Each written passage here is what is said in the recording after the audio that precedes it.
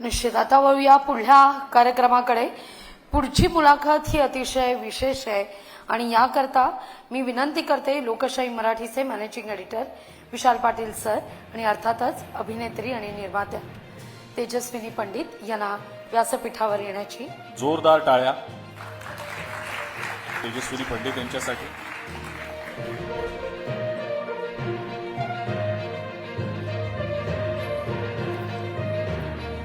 आणि मुलाखती करता मी विशाल सरांकडे सूत्र सोपवते.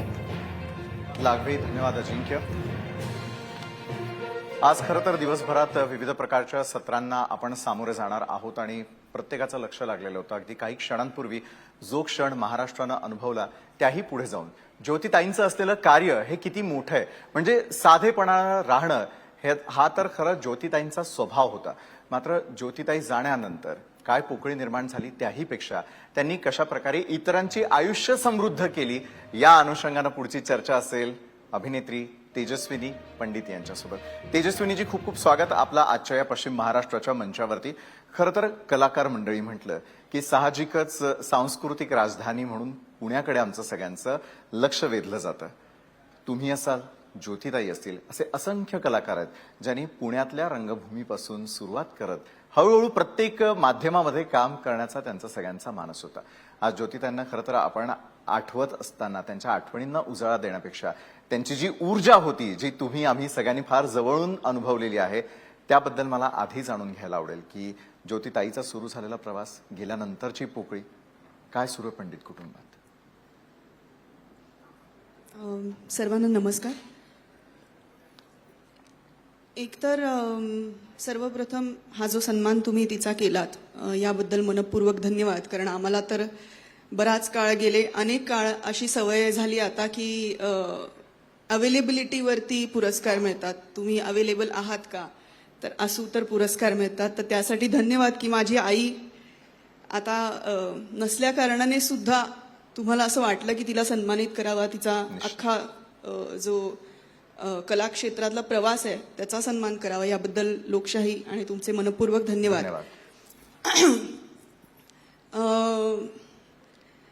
मुळात आईच्या कारकिर्दीला आता जवळजवळ 50 वर्षांपेक्षा जास्त काळ झाला. सुरुवात तिची नाटकापासून झाली आणि नाटक, सिनेमा आणि सिरियल असा प्रवास तिचा सुरू झाला. माझ्या आईने मला असं वाटतं की एकही माध्यम सोडलं नाही आणि आम्हाला तरी आठवत नाही की ज्या ज्या माध्यमामध्ये तिने काम केलंय त्या माध्यमांमध्ये तिने कायमच, म्हणजे नाटक असलं तरी त्या वर्षीचे पुरस्कार सगळे घरात असायचे, चित्रपट केला तरी त्या वर्षीचे सगळे पुरस्कार घरात असायचे. आणि मालिकेच्या बाबतीत मात्र मला माहिती नाही की त्याची गणितं कशी असतात किंवा काय, पण मालिकेला सुद्धा तिने नामांकन घेतलेत, पुरस्कार घेतलेत. आणि म्हणजे तिच्या पोटी जन्माला येणं हे मी खरंच माझं अहोभाग्यच समजते, 100%. म्हणजे एका इतक्या श्रेष्ठ आणि मोठ्या कलाकाराच्या पोटाशी आपण जन्म घेतो आणि त्याच्यानंतर तिचं कार्य पुढे नेतो असं मी म्हणेन. तर मी ते करण्याचा प्रयत्न करतेय पूर्णपणे आणि काही अंशी कदाचित यशस्वी झाली असेल. त्याच्यामध्ये अजून बराच पल्ला गाठायचा आहे. खरं, आणि तो पल्ला तुम्ही गाठणार हा विश्वास आहे आपल्या महाराष्ट्रातल्या सर्व रसिक प्रेक्षकांना देखील. पुढचं अतिशय महत्वाचं की काय ना, आपण ज्या क्षेत्रामध्ये काम करतोय किंवा आपण ज्या एरामध्ये यावेळेला काम करतोय, टेक्नॉलॉजी खूप सारी बदललेली आहे. मात्र ज्योतिताईंनी ज्या काळात त्याची सुरुवात केली, म्हणजे आज आपण ट्रॅव्हलिंग फास्ट करू शकतो किंवा आपल्याला व्हिडिओ कॉलवरती देखील अनेक कामं करता येणं शक्य असतं. अशा काळामध्ये मात्र कलाकार म्हणून जडणघडण ज्योतिताईंनी काही टिप्स दिल्या का, किंवा त्यांच्या आयुष्यात असं नेमकं काय घडलं की अचानकपणे ते पदार्पण झालं आणि महाराष्ट्रानं इतका सुंदर कलाकार अनुभवला? आताच्या काळात खरं तर हे म्हणणं थोडंसं मला माहिती नाही कितपत योग्य, पण माझ्या आईच्या काळामध्ये म्हणजे आताच्या काळात आपण कुठल्याही गोष्टी बोललो की कुणाच्या तरी संवेदना खरं तर दुखावल्या जातात. पण माझ्या आईच्या काळात ना तिला गडासकट संभाजी म्हणायचे. कारण माझी आई, मला माझी मोठी बहीण आहे, तिला म्हणजे मी अगदीच 1 वर्षाची होते, 1 वर्षाची पण नाही, काही महिन्यांची होती आणि माझी बहीण 2 वर्षाची होती. आणि आम्हाला घेऊन चूल मूल सगळं घेऊन गाडी, म्हणजे ती बस असायची नाटकाची तेव्हा. हो. तर नाटकाच्या बसमध्ये आमचं सेरेलॅकचे डबे, आमची ती कामवाली मावशी, मग आम्ही दोघी, आणि आम्हाला विंगेत बसवायची. बरं. आणि विंगेत बसून आम्ही तिची नाटकं, म्हणजे तेव्हा तर मला अजिबातच कळायचं नाही. माझ्या बहिणीला त्यातल्या त्यात आई कुठेतरी काम करते एवढंच फक्त कळायचं. आणि खूप सुरेख प्रवास होता तो. आय थिंक तेव्हापासून आम्ही जे सुरुवात झालो, म्हणजे माझ्या सख्या बहिणींनी तर रायगडाला जेव्हा जाग येते या नाटकामध्ये अचानक एंट्री पण घेतली होती स्टेजवरती विंगेतनं. अरे बापरे. ती इकडच्या विंगेतनं त्या विंगेपर्यंत अशी रांगत रांगत गेली होती ऐन नाटकाच्या प्रयोगामध्ये. हा. पण असे विंगेतनं मी तिची कामं खूप बघत आले, पिठात बसून पण मी तिची कामं खूप बघत आले. आणि हो, तेव्हा टेक्नॉलॉजी नव्हती, तेव्हा कुठली साधनं नव्हती, तेव्हा मोबाईलही नव्हते. म्हणजे माझे आई वडील सुद्धा एकमेकांशी पत्रांद्वारे संपर्क करायचे. त्यातल्या त्यात मला असं वाटतं लँडलाईन कदाचित असेल, पण तो प्रत्येकाला परवडायचा नाही. त्यामुळे तो अगदीच शेजारच्या घरी वगैरे असं ते गणित होतं. तर आमच्या घरची पण परिस्थिती तीच होती. आणि माझी आई खरं तर आमच्या घरातला पुरुष होती. बरोबर. म्हणजे माझी आई कामानिमित्त बाहेर असायची आणि माझ्या वडिलांनी आमच्या दोघींचा सांभाळ केलेला आहे. तर त्यांचे रोल कायम रिव्हर्स्ड असायचे. पण दोघांनी, म्हणजे माझ्या बाबांनी आई होताना किंवा आईनी बाबा होताना आम्हाला कुठली कमी भासू दिली नाही. क्या बात आहे. अगदीच नाही. आणि खरोखर ते जपणंच तर खरं कुटुंब आहे. आणि त्या कुटुंबातून मग असे कलाकार समोर येताना दिसतात. ज्योतिताईंबद्दलच आणखी एक आठवण मला थोडीशी जागी करावीशी वाटते. जसं तू टेक्नॉलॉजीबद्दल सांगितलंस किंवा त्या ठिकाणी असलेल्या अवेलेबिलिटीज ज्या होत्या, त्यातूनही एक सुंदर करिअर घडवणं हे त्यांनी आपल्याला सगळ्यांना करून दाखवलं आणि एक मोठा मानांकन त्यांनी पटकावलं. अगदी काही दिवसांपूर्वी, म्हणजे वाढदिवसाच्या निमित्तानं येणारं पुस्तक होतं. हो. वाढदिवसाच्याच निमित्तानं आपल्याच कुटुंबातील आणखी एका चिमुरड्याचा त्या ठिकाणी वाढदिवस साजरा करून जे सेलिब्रेशन होणार होतं तेही कुठेतरी थांबलं. मला वाटतं आईच्या अशा कुठल्या आठवणी आहेत ज्या तुम्ही आम्ही आपले प्रेक्षक मिळून पूर्ण करूयात आणि जीवन आणखी समृद्ध करूयात? या निमित्ताने मी एवढं नक्की निश्चित सांगू शकते किंवा सांगू इच्छिते सगळ्या प्रेक्षकांना किंवा जे बघतायत त्यांना सुद्धा. मला असं वाटतं की तुमच्या आयुष्यात जर का तुमचे आई वडील हयात असतील तर त्यांच्या हयातीत गोष्टी करा. आम्हाला खूप, मला आणि माझ्या बहिणीला सॉरी, मी थोडीशी इमोशनल होण्याची शक्यता खूप आहे.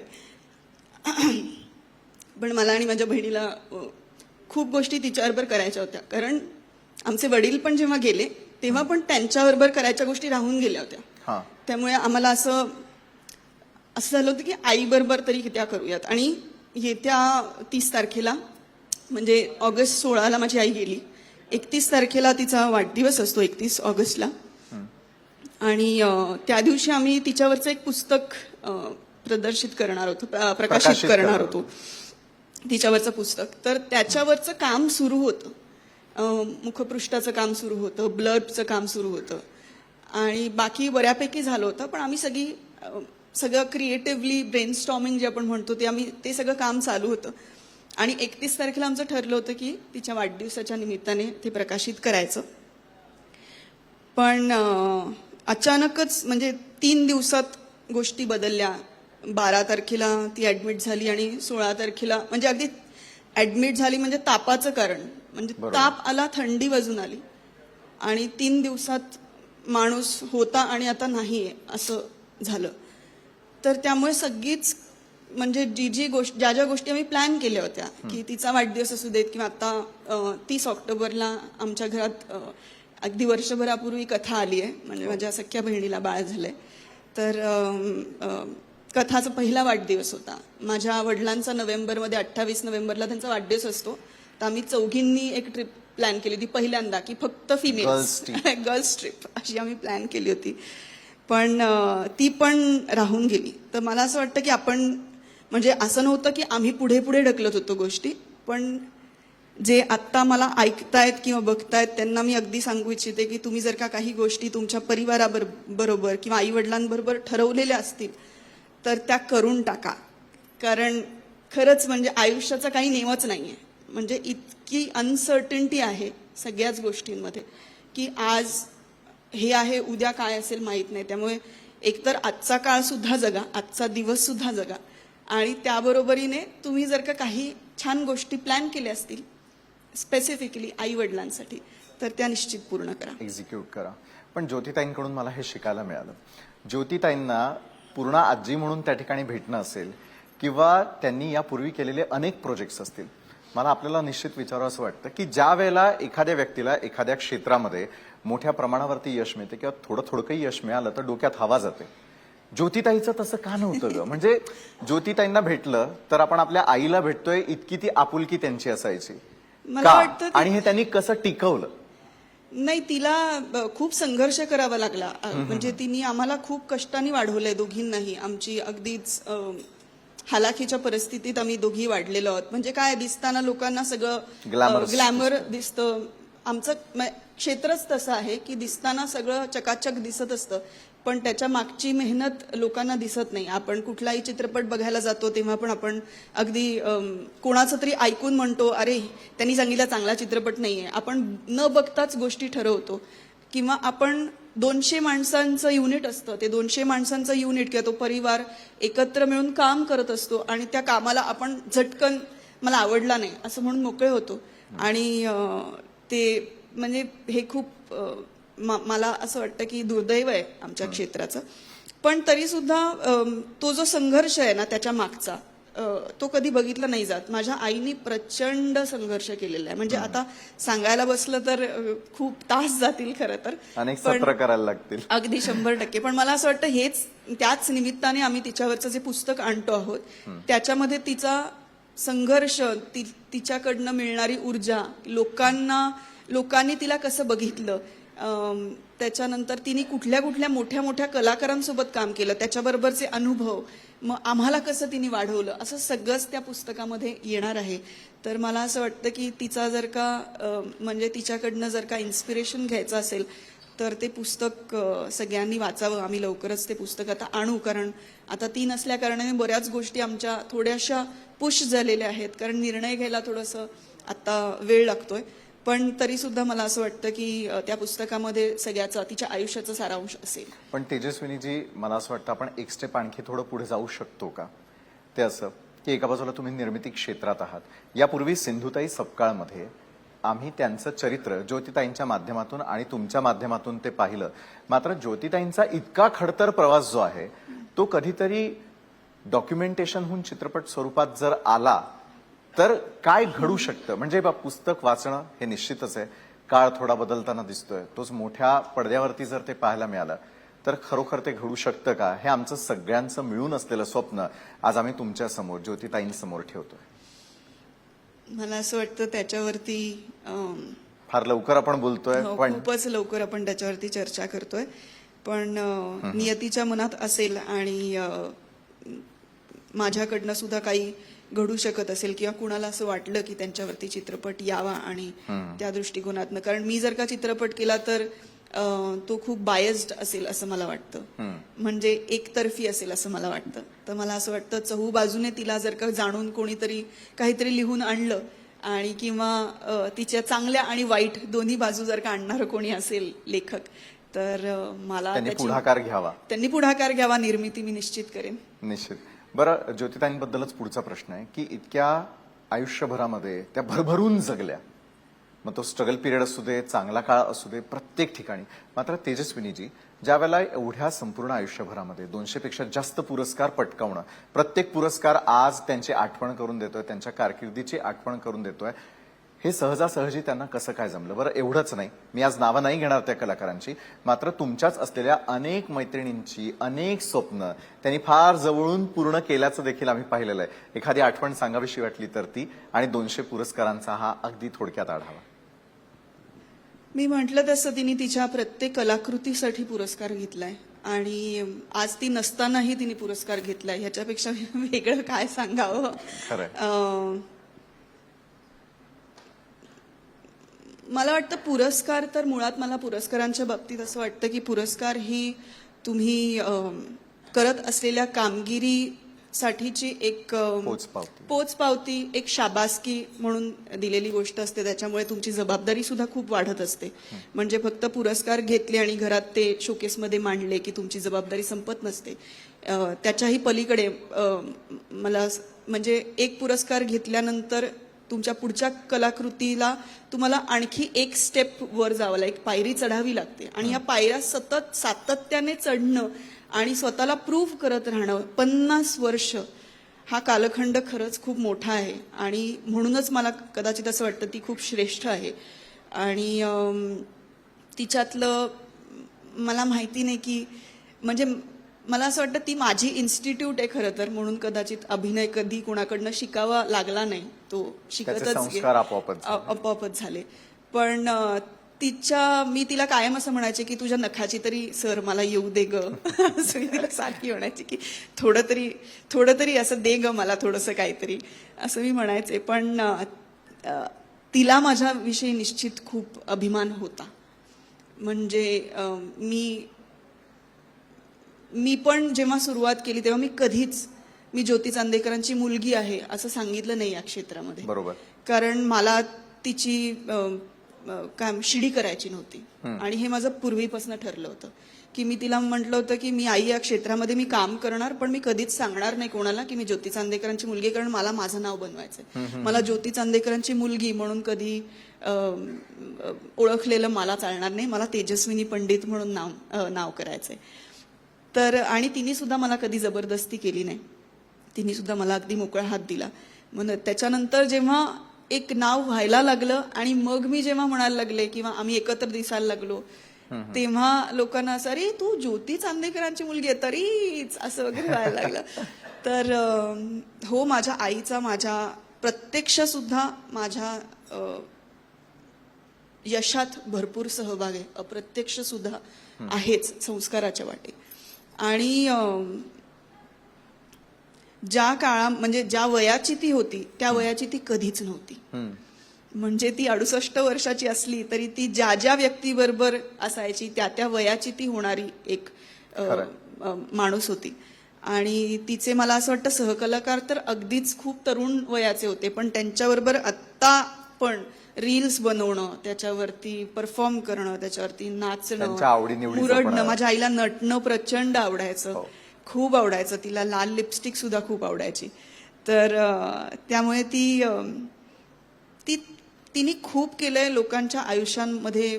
कॉन्ट्रीब्युशन तिचं भरपूर आहे. तिने अनेक मुलांची म्हणजे तिने कधी हे सांगितलं पण नाही. माझे आई वडील दोघेही असे होते की मदत करायचे पण कधीच सांगायचे नाही.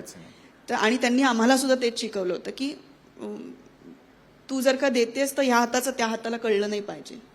दे, ते जी काही नोंद असेल ना ती वरती होत राहील आणि त्याचे जे काही तुम्हाला फळं मिळायची आहेत ती मिळत राहतील. त्यामुळे बोलायचं नाही. पण माझी आई सुद्धा दरवर्षी अनेक मुलांची शिक्षणं करायची. दरवर्षी तिच्या वाढदिवसाला, माझ्या वडिलांच्या वाढदिवसाला वृद्धाश्रमात देणग्या द्यायची. त्यांना ज्याची त्याची गरज आहे त्या गोष्टींची म्हणजे त्या गोष्टी ती पुरवायची. तर मला असं वाटतं की असं पर्टिक्युलर मला असं सांगता नाही येणार की तिचं कॉन्ट्रीब्युशन तिने कोणाच्या आयुष्यात कसं कॉन्ट्रीब्युशन केलेलं आहे. पण मला असं वाटतं की कला क्षेत्राच्या आयुष्यात मात्र तिने भरभरून दिलंय. आणि कलाकार कधीच मरत नसतो. कलाकार त्याच्या कलाकृतीतनं जिवंतच राहतो आणि तेच माझ्या आईने केलेलं आहे.